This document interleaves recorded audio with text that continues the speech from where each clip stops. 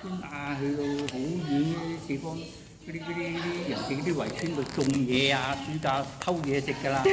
啊，即係炸啲荔枝啊，炸嘢食㗎啦，周圍去啊，嗰陣時又冇嘢食㗎嘛，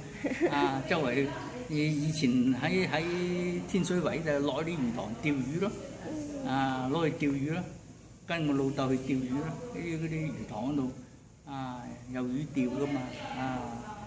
有啲人揾啲籠啊裝啲魚，裝啲啊，嗰度因為嗰度咧有幾條嗰啲河流啊，同埋咧有啲水閘啊。即係後海灣啲水咧，一水漲咧，初陣咧水漲啲水一路湧上呢度嘅，一路有條坑，一條河嘅，出邊有條大河，啊喺前邊而家條馬路嗰度，嗰條大河嚟嘅，嗰啲水咧啲船咧入到入邊噶嘛，咁一落雨啲水咧一路嗰啲山水都流落嚟，一路走上嚟，我哋就捉魚噶啦，就唔使買餸，捉魚下有得食㗎啦，嗰陣時一落雨最開心，落去捉魚。最多嘢食㗎，係啊！嗰陣時都係50幾年啦。